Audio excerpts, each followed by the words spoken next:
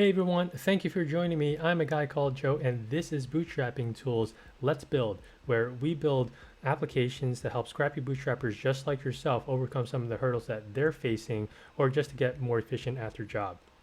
Now, before we dive into today's video, make sure to check out our YouTube channel. We got lots of videos up there that use low code and no code tools to create applications that help you better yourself in your daily operations. We cover things like Retool, Google Sheets, Google Apps Scripts, Google Data Studio, as well as many others. Now, if you don't see what you're looking for here, feel free to shoot an email over to feedback@bootstrapping.tools, and we'll be happy to take a look at that application and possibly make a video just for you. Of course, if you do like our content, make sure to hit that like button. It's the best way to support our channel and help us continue making these videos for you. Now, in today's topic, we're going to be covering how you can sync your Shopify data to your Postgres DB. So with that, we're going to be using Retool as our low-code solution to build out an application. And then we're going to hook that up over to the Shopify API to pull our product data down from there, as well as some other data. And then we're going to sync that over into our Postgres database. Now, our Postgres database is going to be hosted on Google Cloud SQL. You don't have to use Google Cloud SQL. You can use whatever you want. The important part is that you connect that over to Retool using their resources tab. So let's go over to our Retool application here. I just spun up a new one and named it Shopify plus Postgres SQL. And before we get started, we already have a resource connected for G Cloud Postgres, and you can find that over in your resources tab. You just connect it over there, and what we have are a variance table and a products table. And when we query the variance table, it's brand new, so it's empty, and the same thing goes for our products table. Which, as you can see, when we query it, there's absolutely no data in here. Now, going back over to our Retool app here, the first thing we want to do is we want to connect up into the Shopify API and then pull down our data. So one of the resources that we have already is the Shopify demo, which is just the REST API connection that already has our credentials. So from there, let's go over to the documentation on Shopify. And then what we want to do is we want to grab all the products. So when you go over to the documentation, you'll see that there is an endpoint called retrieve a list of products. And that's the one that we're going to want. So go ahead and copy in this string here for admin API and then the version and then products.json. Go back over to your Retool app, post that in, and then go ahead and preview that. This should return a good amount of data depending on how many products that you have in your Shopify account. So now that we have this, you'll notice that it actually provides back a key for products. We actually just want that, so let's go ahead and enable a transformer over here. And what we're going to do is we're going to say the data equals to data.products, and then we're going to return that as is. That way, when we get the payload back, that products part is no longer there, and this will fit nice and neat into a table. So let's go ahead and save this, and let's rename this to get all products. And if you want, you can also create a folder in here just to keep everything nice and neat. So we'll name this Shopify API. And go ahead and just shove that query in there. That way it's all nice and neat. So let's make this a little smaller now, and then we're going to shove a table into this view over here. And before we do that, we're going to have a couple of different tables. So let's put in a tab container. And then we're going to create two tabs, one for products and then one for variants, because we're going to be syncing both of those into the database. If you have orders data, you can do the same thing there, but really up to you. This video, we're just going to cover products and variants for now. So we're going to call this products, and we're going to call the other tab variants. So in the products tab, I'm going to insert a table into here, make that full width. And Retool is already smart enough to know that we want the get all products.data as the data we want to populate into our table over here. And then let's also just set this up so that it hugs the content. Oh, no, that's for the tab. So click on your tab and just say hugs content. That way you don't have to worry about the height of it. Is this going to match whatever you set your table to? You can actually make this table a little larger. Okay, so we're going to be using this table as a way to preview the data that we want to sync into our database. So let's go actually back over to our database over here. Notice that for products, we only have a certain number of fields here because that's the only ones that we care about. You know, the title, the ID. ID is very important. That's going to be our primary ID. The product type, created at, handle, all those fields are the only ones that we're going to want. So in our API call over to Shopify, we can add in a parameter in here called fields. And then within there, let's just call back the data that we want. So we're going to want IDs, status, we're going to want title, and then the body HTML is the description. So we're going to call that. And then we're also going to get vendor, product type, created at, updated at, handle, and tags. I think that's all we actually need here.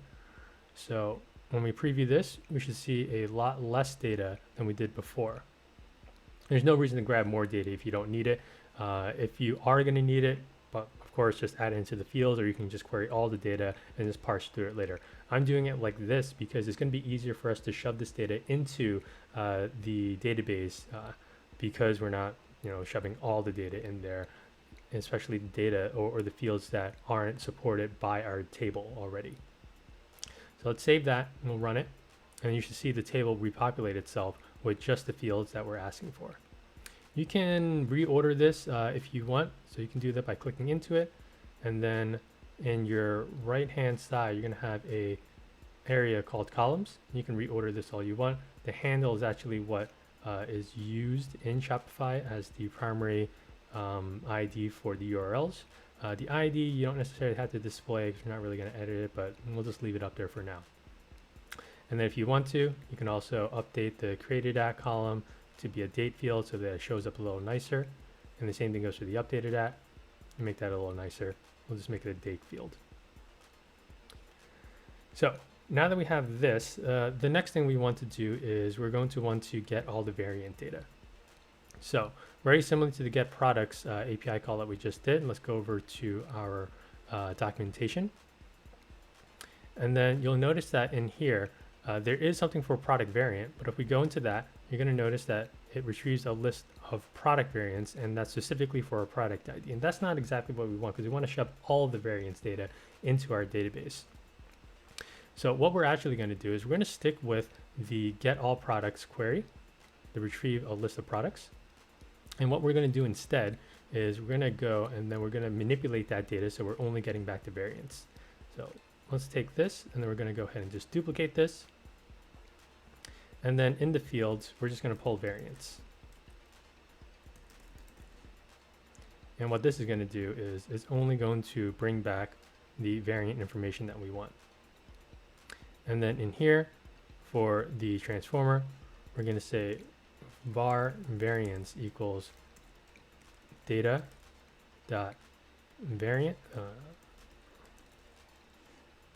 and then we're going to return that. Let's see what that looks like.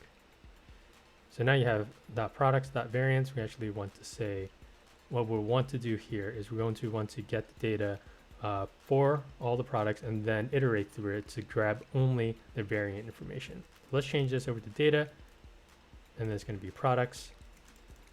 And then we're going to do this really simple loop function here. So for I, you can do any type of loop that you want. You can do a while loop, but I'm going to do a for just because it's easy and fast. And then you're going to say data dot length I++ to iterate on that. And then within this piece of code, what we're going to do is we're going to go through each row in the data set and then apply that to variance. So outside of this, let's declare a variable for variance and set that equal to an empty array. And then within the array, we're going to say push data I dot variance. When we run this, we should see a bunch of nested arrays here. Oh, did I do data dot products variance? Oh, that says variance typo. Hit preview again. Let's see that. Perfect. All right, so now we have nested arrays. So because you see these two square brackets. We don't want that. So what we're actually going to do is we're going to say dot flat, which is just a JavaScript function that you can run to flatten out that array to make it one level instead. So now we only have one square bracket, which is what we want. Let's go ahead and save and run that. And we're going to call this get all variants. So let's go over to our variants tab over here, and then we're going to insert a table, and then we're going to display all the variant information that we have in there.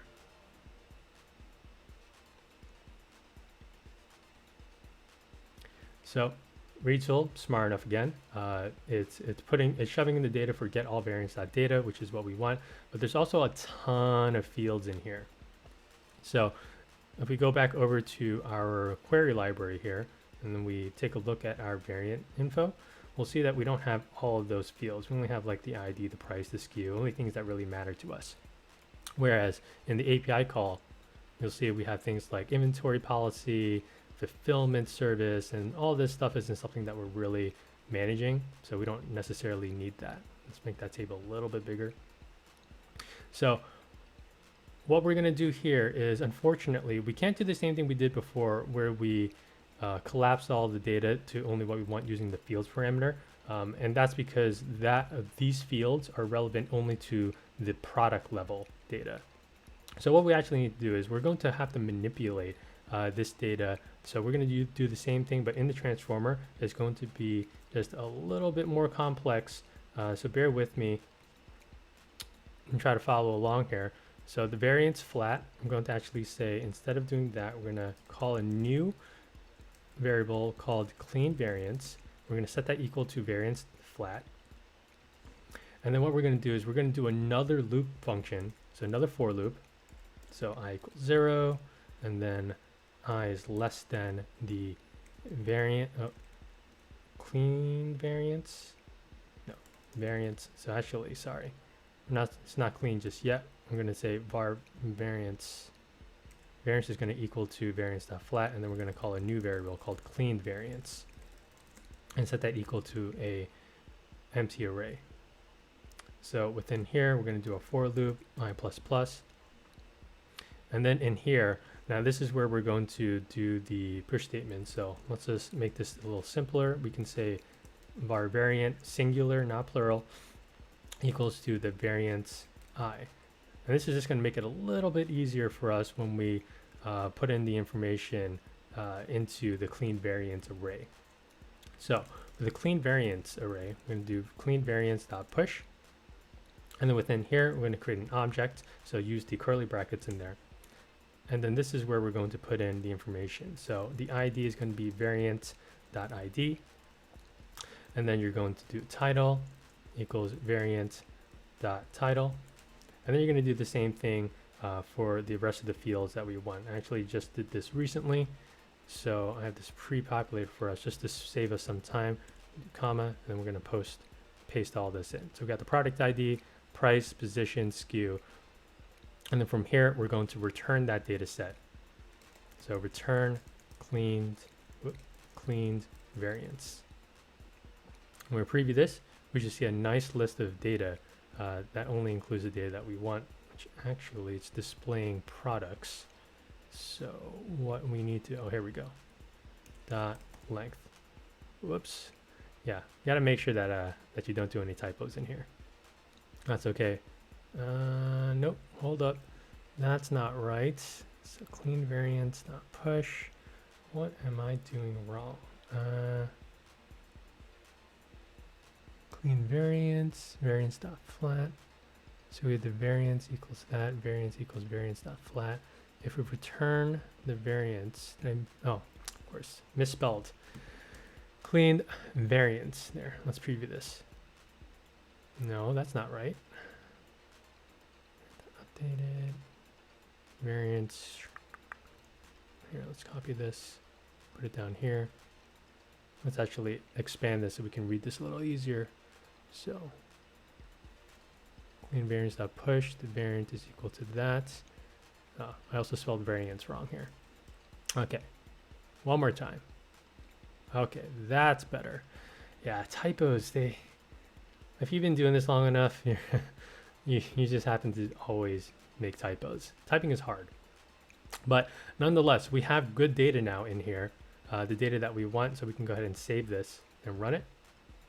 Let's collapse this panel so we can see what the data looks like in here. So now when we are looking at this, we only have the information that we want. We no longer have that inventory fulfillment type or service. There's none of that deny stuff that we saw before. Everything is nice and updated to match what we have, or those fields that we have in the database, or those database columns. So now that we have both of these, it's time to create a new resource query that will help us upsert the data into our database. So we're going to say new resource query. I'm going to make this a little bigger so it's easier for us to see. And then let's make this run query only when manually triggered. And then we're going to select our Postgres database here. Now you can write a SQL query if you want. Retool actually makes it really easy by giving you a GUI mode for it, so you can just select whatever you want. So let's start off with products over here. And the action type is bulk update via primary key. Actually, no, bulk upsert via primary key. So the difference between update and upsert, you want to do an upsert so that you're appending data as well as matching to the primary ID when that makes sense. And then the primary key is going to be ID. And then what we'll do here is it's going to be table one, not dot selected row, but dot data. And that's going to give us all this information in here. So we can preview this, and it's going to give us this list of data. So it's going to create one line for each row, and it's going to match it with that ID. So let's save this. And before we run it, let's update this to upsert all products. All right, so let's do one real quick test over here. So we're going to say select star from products. It's empty now. If we go back over here and then we run this, it's going to take a little bit of time, and nope, body HTML does not exist. Right, because we need to replace the body HTML. And the reason for that is because in our products table, we have it listed as description, but in the Shopify API, we have it listed as body HTML. So what we're going to have to do here is we're going to need to replace that key. And the way that you do that is by iterating through all the products and then replacing or adding in a new key for description, but then deleting the old body.html. So we're going to do a for loop here. For I equals 0, I is less than data.length, and then iterate that. And then within here, we're going to say products, no, data I dot body dot description equals to the data I dot body HTML. And then right after that, what we want to do is we want to delete that old object, the body HTML. So we're going to say delete data I dot body HTML. And then when we preview this, you should see the data now. Instead of saying body HTML in here, it's going to say description. Let's go ahead and save and run this. And now you'll see here that instead of the body HTML, it's just disappeared, and now it's being replaced by description. So if we go back over to our upserts products, and then we run this, it's going to take a little bit of time, but now this will upsert all the product data that you have when you pulled it from the Shopify API. So now we get a SQL command, bulk update by key is successful, and then we go back over to our query over here and then run this query. We can see that we have a bunch of the product data that we wanted from before. And the created at date as well as the updated at date appears as the raw form that we got from the Shopify data. Now we're going to do the same thing with the get all variants. So let's go ahead and just copy this upsert query down. We're going to call this upsert all variants. And then from here, choose the table to be the variance table. It's still the ID that is the primary one. And then instead of table 1, we want table 2. And table 2 will have all of that data. You can see here that the title is OS Black, which is the same one that we have in the variance table. So we move over here to show you quickly. Title is OS Black. Let's actually rename these tables because it was a little confusing when it's just table 1 and table 2. So we have all variants now here as the table 2 name, and then we're going to replace the table 1 name with all products. And the great thing about Retool is that it's going to automatically update anywhere that we had that reference. So all variants.data was replaced, and we go over to upsert all products. It got replaced to all products instead of saying table 1. So when we upsert the variants, it should just go through. We might run into an issue if we need to rename some of the columns. Let's go ahead and test this out. And it's already been 3 seconds, so that should be looking pretty good now. So now as this runs, the next thing we're going to do is we're going to check to make sure that the database has that data. And then I'm going to show you guys how to hook those sync jobs up to a button. That way you don't have to worry about it going every single time. You can just set that up so you can come in here and then take a look at the preview of the data in these tables. And then when you're ready and everything looks good, go ahead and click that button and then it'll sync it to your database. It's still running. It's taking a little bit of time here. There's a lot of data for variants. There's going to be more variants than products data since products can have multiple variants, whereas variants can only have one product. So now that this is done, let's go back over here. And instead of querying for products, we're going to say query for variants. And as we can see, we have all this data nicely populated along with the product ID. So just to prove that everything works out pretty nicely, let's go ahead and create a query over here, which is going to do a join statement. So products join variants on product. So let's actually give this a reference. So P, and then we'll call this V. So P.id equals V.product ID. And then when we run this, we should expect to see long rows here. So we got the variant information as well as the product information. Everything just kind of flows over to the side. So we got the tags and everything. And what we can do to show how this looks a little bit better, we can say v.id, v.title, and we can do p.id and then p.tags. And sure, why not? Let's put in the p.title and then p.description. So let's run this. We should see that the data is looking pretty good. So we got the ID of the variant, and looks like the p.id didn't make it over here. So as product ID, and then let's